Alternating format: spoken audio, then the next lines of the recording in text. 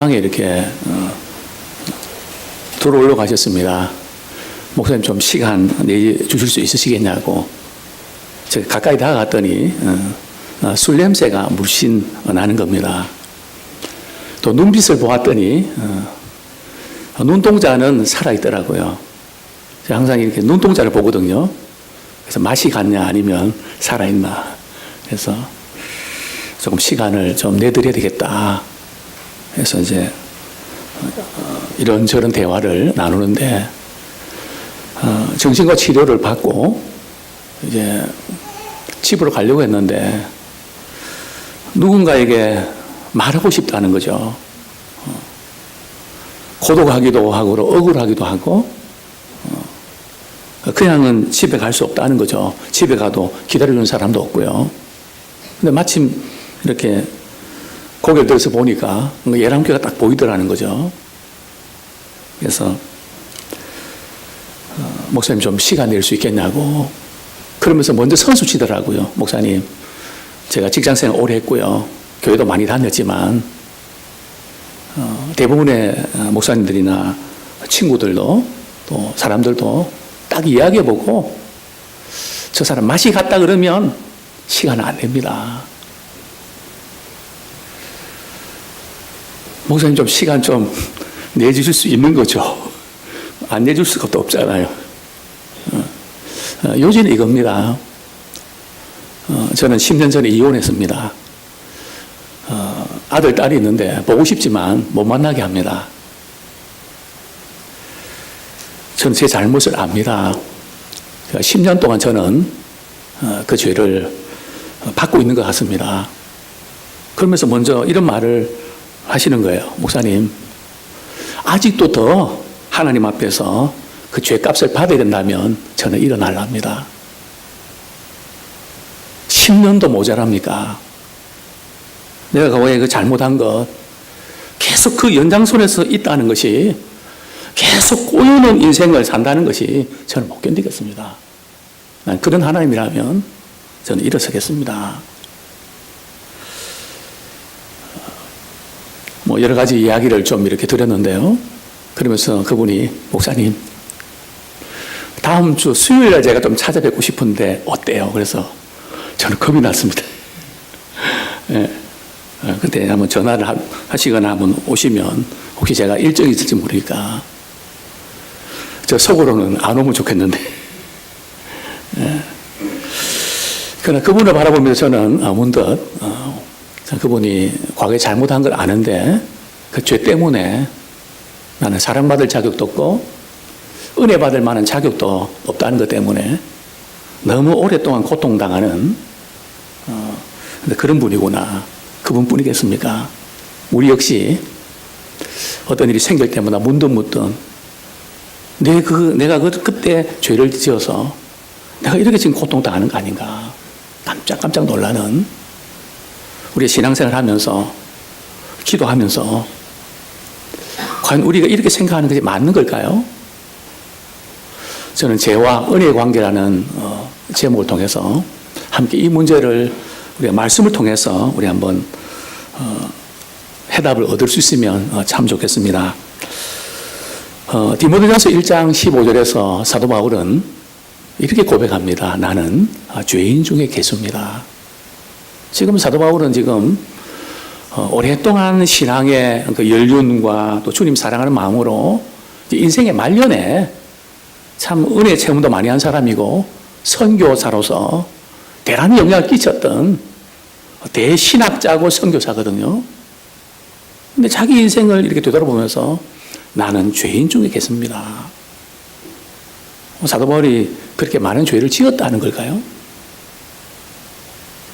왜 사도 바울이 자신을 향해서 좀 그렇게 어떻게 보면 비하하는 아니면 좀 심한 그런 표현을 썼을까요? 그것은 다른 게 아니고 나를 구원해 주신 그 십자가의 은혜 앞에 자신의 존재를 바라볼 때에 그 은혜가 너무 크고 너무 놀랐기 때문에 나는 도저히 구원받을 수 없는 죄인 중에 나는 우두머리와 같습니다. 그 큰 사랑에 압도당해서 자신의 존재의 가치를 발견하게 된 거죠. 그렇습니다. 과연 이 은혜와 죄의 관계는 어떨까요? 자, 오늘 우리 로마서 5장 20절 한번 보겠습니다. 로마서 5장 20절. 성경 찾으신 분 한번 같이 읽도록 하겠습니다. 시작. 율법이 들어온 것은 범죄를 더하게 하려 함이라. 그러나 죄가 더한 곳에 은혜가 더욱 넘쳤나니. 우리가 어떤 때는 참 한 주일 동안 마음도 심란하고 막 죄책감이 사로잡힐 때는 교회 나가기가 싫을 때가 있습니다. 왜냐하면 예배를 드리면서 또 말씀을 들으면서 자꾸 말씀을 듣는 가운데 막 지구면에 있으면 막 숨고 싶은, 내가 좀 잊을만 하면 그냥 그것이 그냥 앙금이 깔아앉았는데 말이죠. 막 그것을 막 그냥 휘젓는 것 같이 그런 아픔과 고통이기 때문에 말씀 듣는 것이 겁이 납니다. 이게 사실은 율법의 정체성입니다. 율법은요, 거울과 같아서 우리 자신을 이렇게 정확하게 바라볼 수 있는 그런 안목을 우리에게 주거든요.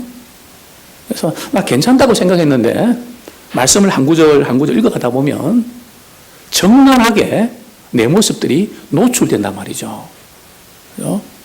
그래서 그게 이제 싫은 겁니다. 이런 사람 재성이 있으니까 덮으려고 하는데 자꾸 끄집어내니까 반감이 생기고 거부감이 생기는 거죠.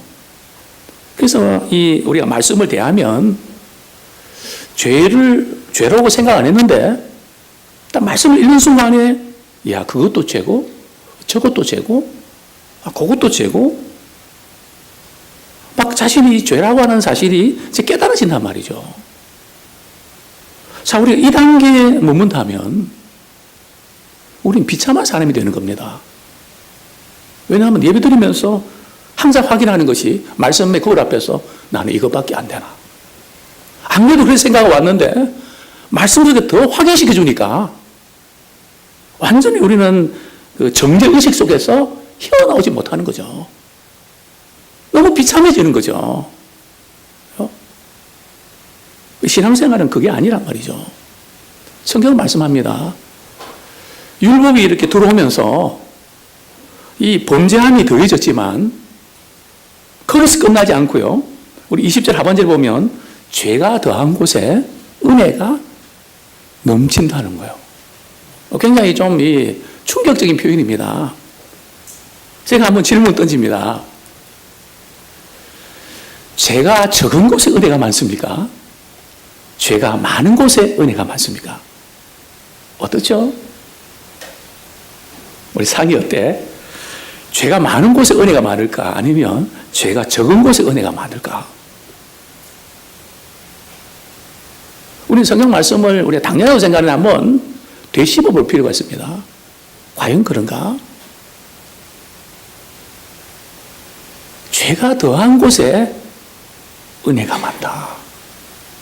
이 말씀, 이 도대체 무슨 의미일까요? 그러면 은혜가 더하기 위해서 죄를 마음대로 지어도 된다는 말인가? 그러면서 우리가 생각나는 사람이 있죠.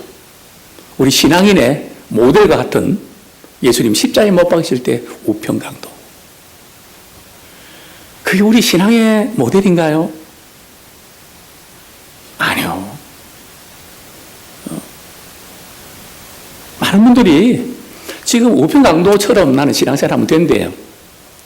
그래서 젊을 때는 재미 보고 내 마음대로 하다가 늙어서 이제 죽기 전에 한 몇 년 전에 말이죠. 아주 그냥 믿음 생활 잘해갖고 그냥 어쨌든 천국만 들어가면 그만이 아닌가. 이거는 아주 나쁜 신앙이에요. 이것은 좋은 신앙의 모델이 아니고요. 이건 아주 나쁜 사람이에요. 그거를 우리가 먼저 우리가 아셔야 됩니다. 또한 저희들은 모태 신앙으로 말이죠. 어려서 그냥 교회도 안 빠지고 부모님 말씀에 순종하고 그냥 범생처럼 말이죠. 신앙생활을 했던 분들이 교회에서 간증 집회를 이렇게 한번 이렇게 하면서 시험에 듭니다. 왜요? 전가 몇 번이 와갖고 말이죠. 막 과거에 말이죠. 이런 사고 치고 이런 범행을 저지르고 막 이러면서 말이죠. 자신이 예수님을 뜨겁게 만난 거 막 간증할 때 말이죠. 그 이야기를 가만히 듣고 있다 보면 나는 뭐지? 바보 아니야? 나도 죄 한번 팍 지어버려? 그러면 은혜가 넘치는가? 이런 쪽으로 머리를 자꾸 굴린단 말이죠. 이 지금 죄가 더한 곳에 은혜가 넘친다는 것은요, 그런 의미가 아닙니다.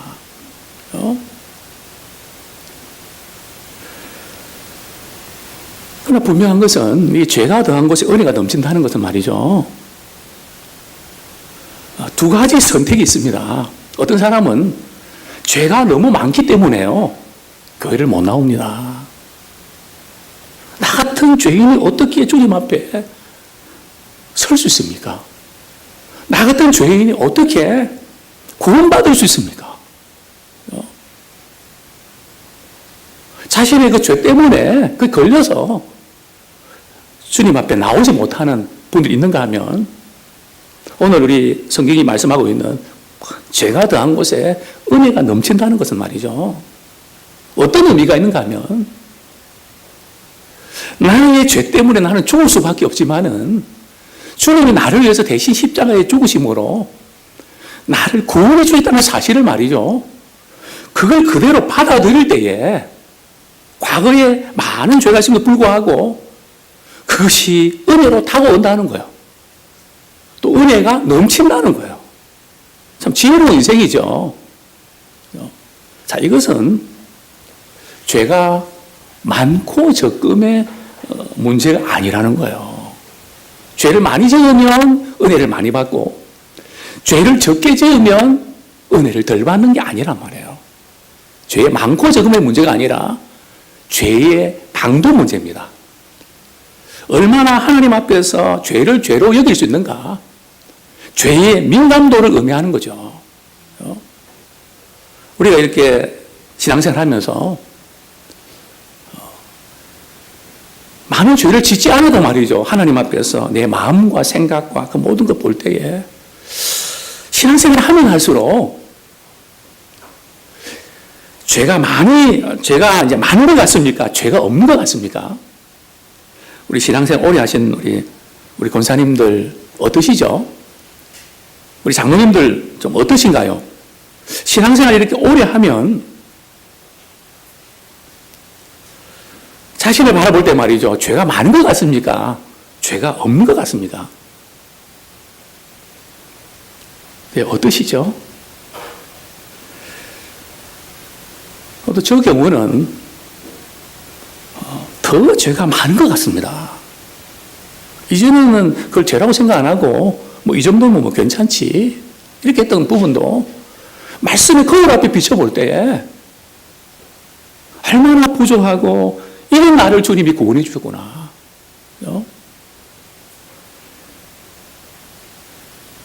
정말 우리가 이렇게 죄가 무엇인지를 우리가 이렇게 알 때에 또 십자가의 은혜를 깊이 우리 경험하게 되는데요.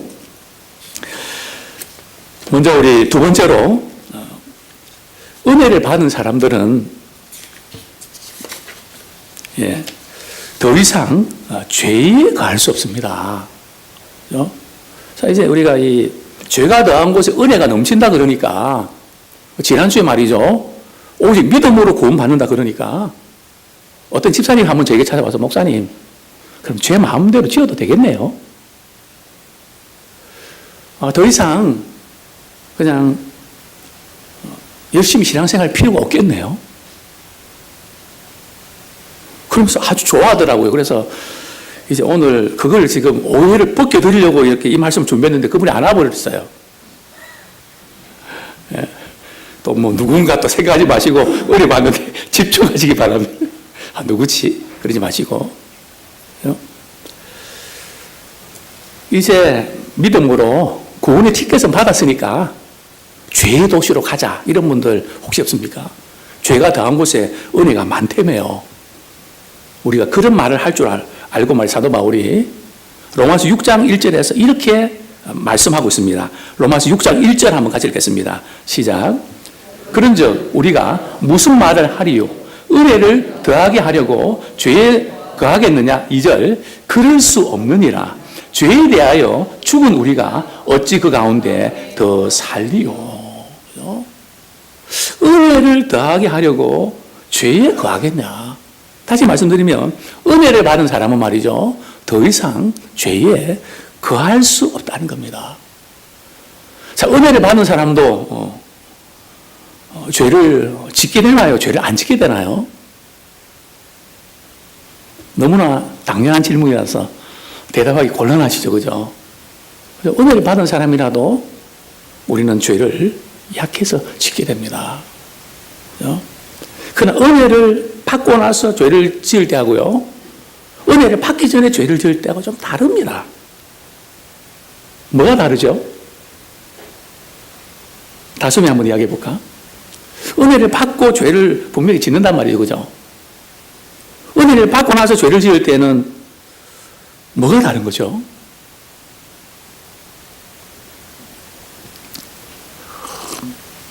예. 여기서 죄에 거할 수 없다는 것은 말이죠, 죄 안에 머무르고 싶지 않다는 거예요. 그죠? 또 우리가 죄를 짓고 나서도 말이죠, 이전에는 죄를 짓고 나서도 즐거웠는데, 재밌었는데, 이제는 죄를 짓고 나면, 이제는 그런 게 좀 재미와 쾌락이 있었는데요, 영 안 좋은 거예요. 영 안 좋은 거 느끼십니까? 아니면 너무너무 좋습니까? 아직도요? 죄를 짓고 나서 말이죠, 이 차이가 분명히 있습니다. 내 안에 예수님이 영이 계시면, 성령님이 계시면요, 죄를 싫어하시기 때문에 우리 영 안에서 죄를 짓지만 영 안 좋은 거예요. 영 불편한 겁니다. 그래서 우리는 죄는 짓지만 죄 안에 이 거한다는 것은 말이죠, 거기에 텐트를 치고 살 수 없다는 거예요. 거기에 머무를 수가 없다는 거예요. 너무 그 습관에 너무 오랫동안 젖어 살 수가 없다는 거예요. 견딜 수가 없는 거예요. 그런데 간혹 어떤 분들은 은혜를 받았다고 하지만은 죄에 거하는 사람이 있습니다. 우리 성경 말씀, 우리 유다서 1장 4절 참 조심해야 됩니다. 교회 나오고 예배 드리면서 말이죠, 그것을 죄로 여기지 않는 거예요. 분명히 은혜 받은 사람은요, 죄는 짓지만 죄와 더불어 싸웁니다. 내가 이러면 안 되는데 내가 왜 이러지? 내가 왜 이렇게 이거밖에 안 되지? 이것은 단순한 자괴감이 아니라 말이죠, 분명히 이 싸움이 있단 말이죠. 우리 유다서 1장 우리 4절 말씀, 유다서 1장 4절 같이 한번 읽도록 그렇게 하겠습니다. 시작. 이는 가만히 들어온 사람 몇이 있음이라. 그들은 예적부터 이 판결을 받기로 미리 기록된 자니 경건하지 아니하여 우리 하나님의 은혜를 도리어 방탕한 것으로 바꾸고 홀로 하나이신 주제 곧 우리 주 예수 그리스도를 부인하는 자니라. 즉 하나님의 은혜를 말이죠, 하나님께서 우리에게 은혜를 주시니까 우리가 죄를 고백하면 다 용서해 주시니까 말이죠, 뭐 내 멋대로 살아도 돼, 내가 즐기고 싶은 대로 즐겨도 돼, 하나님 그래도 다 받아주실 거야, 그러면서 말이죠, 은혜를 받았는데 그것을 말이죠, 방탕한 쪽으로 간다는 거예요. 이전 성경은 그냥 세교거리로 만든다는 거죠. 그 은혜를 말이죠, 그냥 세교거리로 만드는 이런 신자가 있을 수 있다는 거죠. 정말 그렇습니다. 은혜를 받은 사람은 말이죠, 죄 안에 거할 수는 없습니다. 아니, 거하고 싶지 않은 거예요. 이 차이가 분명히 우리가 드러나게 되는데요. 자, 먼저 우리 로마서 8장, 로마서 7장 먼저 좀 보겠습니다. 항상 우리는 이런 싸움을 우리 계속 우리가 싸우고 있습니다. 로마서 7장 19절, 20절까지 같이 한번 읽겠습니다. 시작. 로마서 7장 19절 시작. 내가 원하는 바 선은 행하지 아니하고 도리어 원하지 아니하는 바 악을 행한도다. 만일 내가 원하지 아니하는 그것을 하면 이를 행하는 자는 내가 아니요 내 속에 거하는 죄니라. 우리가 때때로 원하는 바 선은 행하지 아니하고 원치 않는 악을 자꾸 행한단 말이죠. 도대체 내가 왜 이러지 모르겠다. 그래서 사도 바울은 이렇게 고백합니다. 오라 나는 공고한 자로다. 정말 죽고 싶다 하는 거죠. 내가 왜 이러지 모르겠다. 여기서 끝나지 않죠. 어떤 사건이 생기는데요. 우리 로마서 7장 25절부터 8장 1절까지 같이 한번 읽겠습니다. 시작. 우리 주 예수 그리스도로 말미암아 하나님께 감사하리로다. 그런즉 내 자신이 마음으로는 하나님의 법을 육신으로는 죄의 법을 섬기노라. 그러므로 이제 그리스도 예수 안에 있는 자에게는 결코 정죄하면 2절 이는 그리스도 예수 안에 있는 생명의 성령의 법이 죄와 사망의 법에서 너를 해방하였음이라. 분명히 우리가 참 죄와 더불어 싸운단 말이죠. 죄에 거하지 않고 몸부림을 찌는데 우리는 한계를 많이 느낀단 말이죠. 그러나 예수 그리스도의 십자가 사건을 생각하면서 예수 그리스도의 보혈의 피로 내가 죄사함 받았다. 주님과의 관계를 생각할 때 말이죠. 이제 회복이 되는 겁니다. 행동으로 회복되는 것이 아니고 말이죠. 관계를 확인할 때 회복이 된다는 거죠. 그래서 나는 결코 정죄함이 없다. 생명의 성령의 법이 죄와 사망의 법에서 나를 해방시켜 주셨다. 죄의 세력보다는 은혜의 세력이 훨씬 강합니다. 그래서 그 은혜 안에서 이 모든 죄의 눌림에서 자유함을 느끼게 됩니다. 우리 예수 믿는 사람들은요, 이게 다릅니다. 때때로 우리는 공허함에 시달립니다. 죄책감에 시달립니다. 그래서 때로는 탈진을 하게 되죠. 예수 그리스도의 구원의 은혜를 받은 사람은 여기서 자유함을 얻습니다. 그럼 은혜를 받은 사람은 누군가? 은혜를 받은 사람은 말이죠. 공통된 두 가지 특징이 있습니다. 과연 내가 은혜를 받은 사람인가? 아닌가? 우리 다시 한번 점검하기 원하는데요. 자, 먼저 우리 은혜를 받은 사람의 이 첫 번째 이 특징이 있습니다. 우리 로마서 오늘 본문 돌아갑니다. 로마서 우리 6장 2절 말씀 제가 읽어드리겠습니다. 2절부터 우리 4절까지 그럴 수 없느니라 죄에 대하여 죽은 우리가 어찌 그 가운데 더 살리요 무릇 그리스도 예수와 합하여 세례받은 우리는 그의 죽으심과 합하여 세례를 받은 줄을 알지 못하느냐. 자, 은혜를 받은 사람의 첫 번째 특징은 말이죠. 죄에 대해서 죽었다는 사실을 경험하게 됩니다. 벌써 내가 구원의 은혜를 받았다 그런 말이죠. 죄에 대해서 죽었다는 것을 경험한 거예요. 이 분명한 이 경험이 있어야 됩니다. 죄에 대해서 내가 죽었다. 우리 예수 믿는 것은 어떤 건가 하면 말이죠. 내 죄가 예수님을 믿을 때 예수님과 함께 십자가에 꽝꽝 못이 박힌 거란 말이에요. 내 죄가 못이 박힌 거예요. 그리고 예수님 십자가에 죽으시고 말이죠. 장사 지낸 바 되셨잖아요. 즉 내 죄가 예수님과 더불어 무덤 속에 들어간 거예요. 자꾸 우리가 무덤 속에 들어간 죄를, 그 과거의 그 죄를 자꾸 끄집어내지 마세요.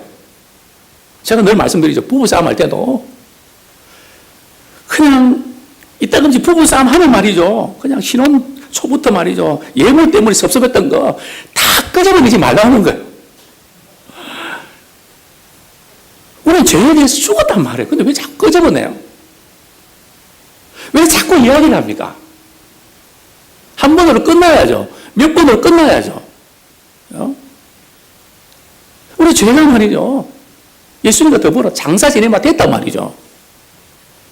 그리고 예수님과 더불어 우리가 다시 살아났단 말이죠. 우리 생명이 죽었던 우리가 회복됐단 말이죠. 이게 예수 믿는 거예요. 예수 믿는 사람의 특징은 말이죠. 죄에 대해서 죽은 거예요. 그렇다고 죄 안 짓는다는 거 아니에요.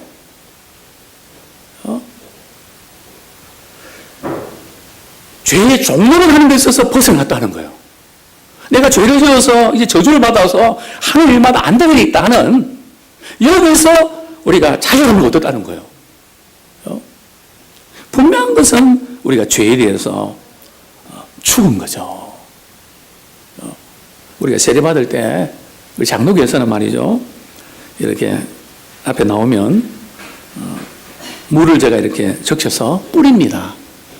그것은 우리가 상징인데요. 죄를 씻는 의미가 있거든요. 과거에 우리가 잘못했던 것들을 예수님의 피로 우리 제사함 받는 상징을 나타내죠. 그러나 다른 교단에서는 말이죠. 이제 영화에 보면 세례받을 때 강 같은 데 데리고 가서 말이죠. 한 사람이 말이죠. 좀 도와주는 사람이 있죠. 머리를 잡고 말이죠. 코를 잡고 물속에 집어넣죠. 그죠? 계속 집어넣으면 큰일 나죠. 다시 또 이렇게 올립니다. 그게 무슨 뜻인지 아세요? 물속에 들어갔다 나옵니까? 물속에 들어가는 것은요, 과거의 옛사람은 예수님과 함께 십자가에 죽었다는 거예요. 그리고 이제는 그리스도와 함께 새로운 인생을 살겠다는 거예요. 그게 바로 세례입니다. 즉, 과거의 그 옛 사람은 죽었다는 거죠. 자, 갈라디아서 2장 20절, 우리 좋아하는 말씀 있죠.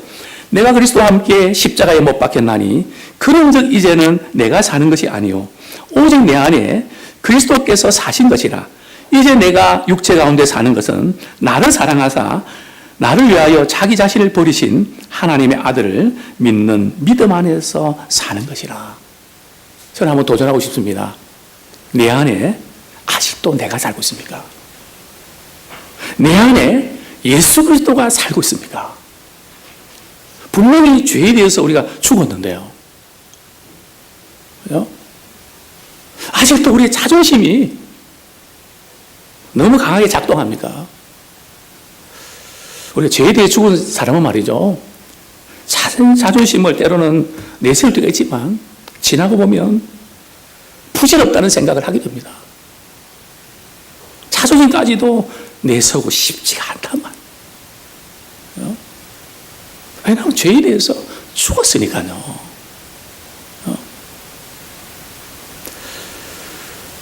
참, 이 문제가 우리가 분명해야 되는데요. 야, 그러면 지금 내 안에 내가 사는지 예수 그리스도께서 사는지 어떻게 아냐? 한 가지 예를 들어볼까요? 과거에 나한테 잘못한 사람, 나에게 많은 상처를 준 사람, 나에게 너무나 고통을 준 사람, 우리 이렇게 바라보면서 우리 어떻게 될지 압니다. 늘 말씀 속에서 용서라는 말을 들었거든요. 설교 때마다 용서의 사실을 많이 들었습니다. 근데 내가 싫단 말이에요. 그래서 끝까지 나는 용서 못하겠다는 거죠. 그러면 내 안에 누가 살고 있는 거죠? 내가 살고 있는 거예요. 아직도 예수님이 살고 있는 거 아니에요. 물론 우리가 때때로 내가 살 때도 많이 있죠. 그래서 너희는 믿음 있는가 너희 자신 시험해라. 우리 순간순간 목회하는 저 자신도 그리스도가 사신 것보다는 내가 살을 때 너무 많거든요. 그래서 우리는 점검해야 된단 말이죠. 어떻게 해요? 나는 하기 싫은데 주님이 그렇게 말씀하셨으니까 저도 그렇게 할게요. 그리스도께서 내 안에 사신 거죠. 제가 오래전에 한번 이야기를 들은 적이 있는데요. 정말 군에서 제대 말년 앞두고 말이죠. 마지막 이렇게 근무 교대 시간에 제가 반근무를 하고요.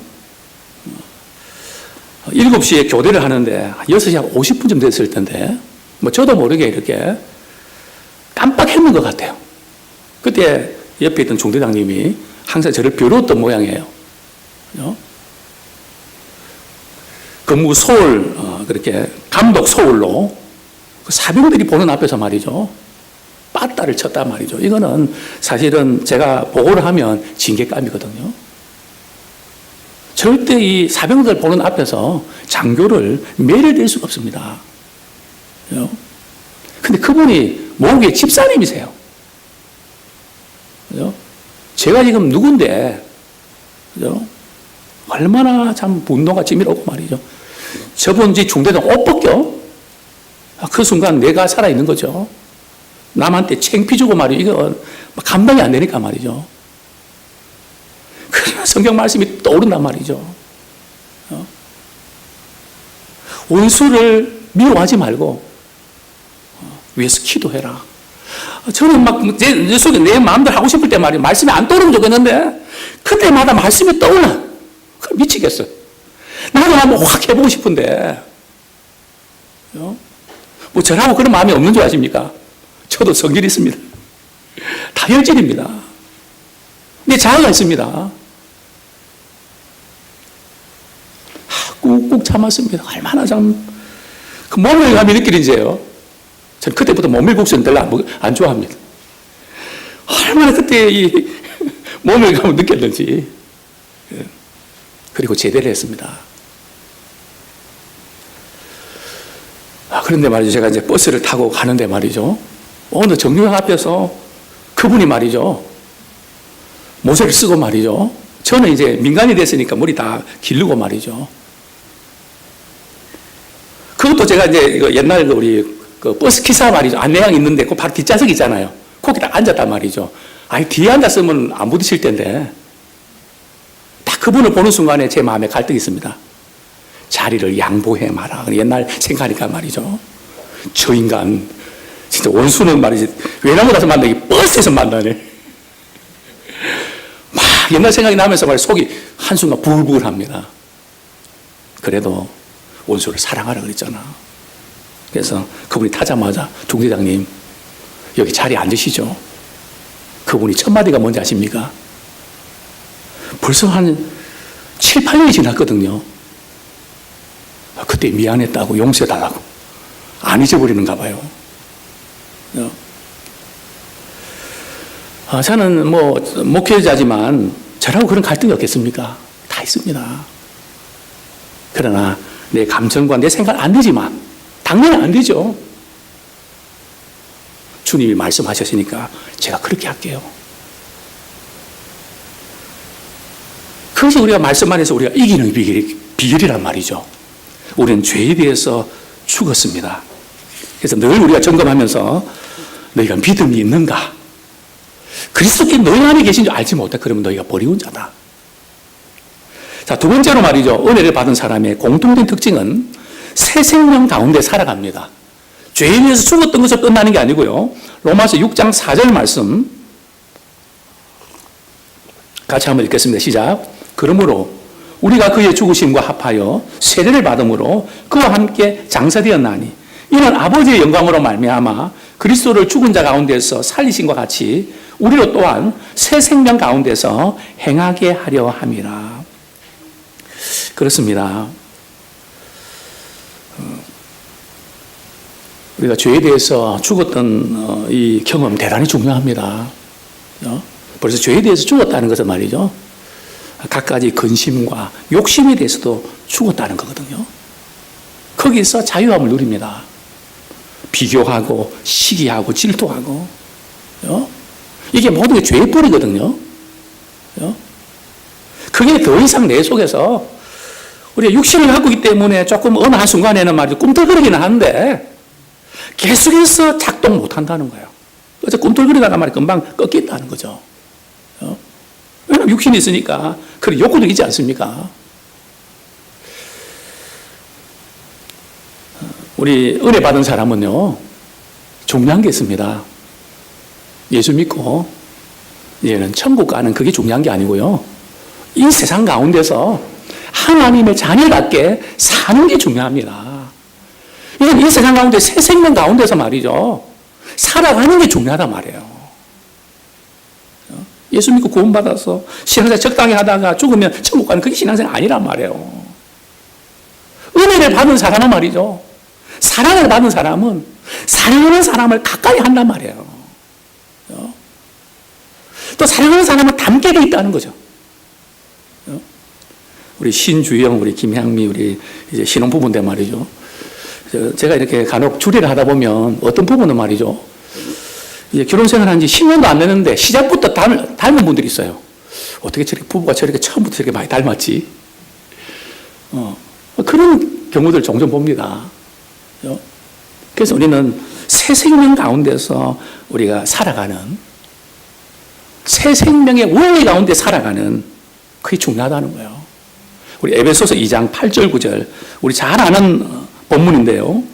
우리 같이 한번 읽겠습니다. 에베소서 2장 8절 9절. 시작. 너희가 그 은혜로 인하여 믿음으로 말미암아 구원을 받았으니 이것은 너희에게서 난 것이 아니요 하나님의 선물이라. 행위에서 난 것이 아니니 이는 누구든지 자랑하지 못하게 하려 함이라. 이 구원은 은혜로 인하여 믿음으로 말미암아 구원을 받는 게 분명합니다. 그런데 우리가 여기서 행위로 말미암은 것이 아니라는 이 말씀 앞에서 행위가 필요 없다는 쪽으로 가면 안 된단 말이에요. 은혜를 받은 사람은 반드시 반응하게 되어 있습니다. 어떻게 우리 에베소서 우리 2장 10절까지 나가야 됩니다. 우리 에베소 2장 10절 우리 같이 한번 읽겠습니다. 시작. 우리는 그가 만드신 바라 그리스도 예수 안에서 선한 일을 위하여 지으심을 받은 자니 이 일은 하나님이 전에 예비하사 우리도 그 가운데서 행하게 하려 하십니다. 하나님이 우리를 창조하신 목적은, 우리를 구원하신 목적은 선한 일을 위해서, 선한 열매를 맺기 위해서, 사랑의 영향을 끼치기 위해서, 그래서 우리를 구원해 주셨다는 거죠. 그래서 항상 우리는 나는 은혜를 받아서 참 좋다, 만족할 것이 아니란 말이죠. 은혜를 주신 그분의 마음을 우리가 읽어야 돼요. 내가 이렇게 은혜를 받은 자로서 내가 어떻게 해야 되지? 항상 은혜를 받은 자로서의 반응이 필요합니다. 근데 여기서 우리가 조심해야 될 것은 말이죠. 우리가 선한 일을 위해서 지으심을 받았다. 그래서 우리가 참 선한 일을 해야 되겠다. 다시 우리가 이 선한 일을 이렇게 해야 되겠다는 마음을 가지면서 또다시 우리가 행위와 공로로 들어갈 수 있다는 거예요. 우리가 인정받기 위해서, 우리가 사랑받기 위해서 선한 일을 하는 게 아니란 말이에요. 사랑을 받았기 때문에, 인정을 받았기 때문에 선한 열심을 내는 거란 말이죠. 이 차이를 우리가 놓치시면 안 돼요. 우리가 선한 일을 할 때도 말이죠. 우리가 어느 정도 하나님 앞에 선한 일을 하면 하나님께서 우리를 인정해 주실까요? 몇 시간 기도하면 하나님께서 인정해 주실까요? 얼만큼 착한 일을 하면 하나님이 사랑해 주실까요? 아니란 말이에요. 우리가 몇 % 했기 때문에 하나님께서 오케이, 그게 아니고요. 하나님은 그분이 선하시기 때문에 우리를 받아주시는 거예요. 우리가 이만큼 하면 이만큼 인정해 주는 그게 아니고 말이죠. 자녀이기 때문에 받아주시는 거란 말이에요. 우리가 부부관계도 마찬가지입니다. 내 남편이, 아내가 나한테 이렇게 했기 때문에 나도 이렇게 할 거야. 우리 이런 생각 많이 하잖아요. 신혼부부는 안 하겠죠. 적어도 결혼생활 10년 이상 한 분들은 나는 어떻게 했는데 저렇게 할 수가 있나? 이것 때문에 우울하고 불행해지잖아요. 결혼은 그런 게 아니란 말이에요. 남편과 아내가 잘하고 못하고 물론 중요합니다. 그러나 더 중요한 것은 말이죠.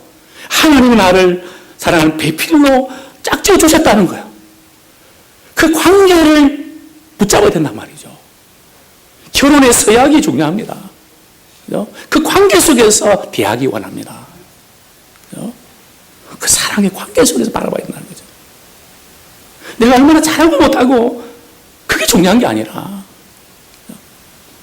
하나님의 그 은혜와 사랑의 그 관계 속에서 우리의 가족들을 바라보고 또 직장들을 바라보고 우리 성도들을 서로 바라보는 저와 여러분들 되기를 소원합니다.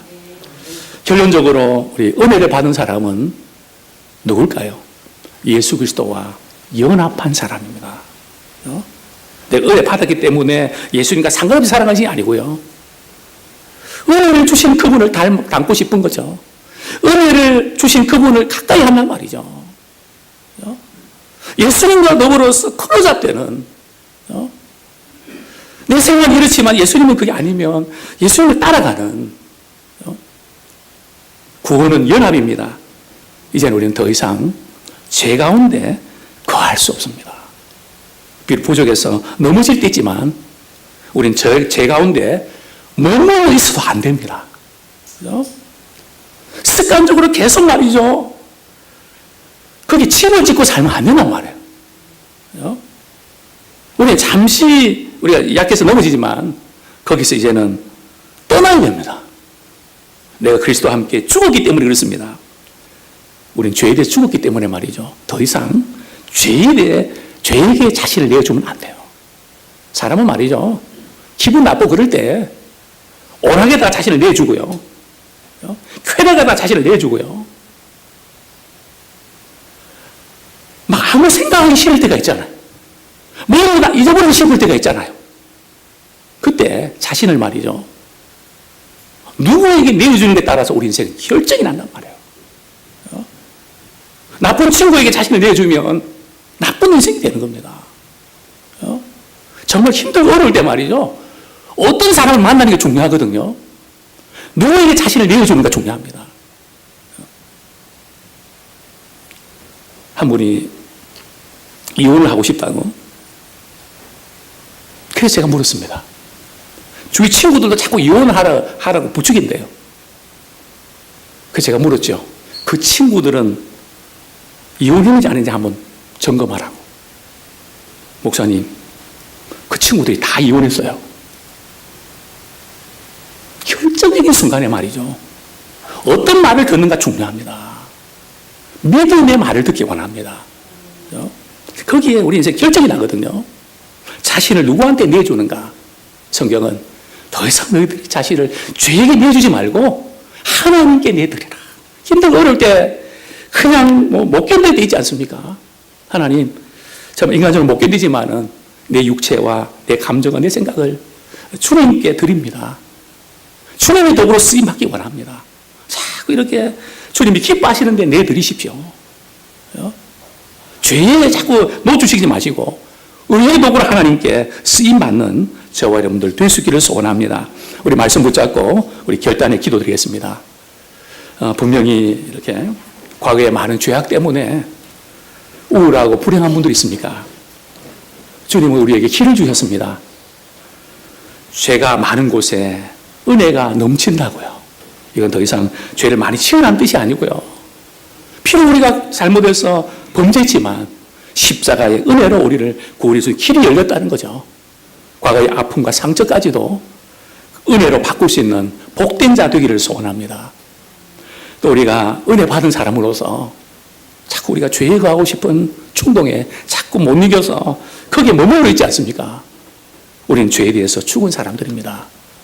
이젠 그리스도와 함께 사는 사람들입니다. 이제 우리 안에 누가 살고 있습니까? 아직도 냅니까? 내 안에 그리스도께서 우리가 원하시는 대로 우리가 결단하고 그렇게 살기 원합니다. 이 시간 우리가 회개와 결단의 기도 다 같이 드리겠습니다. 하나님 아버지, 무시간대 우리를 이처럼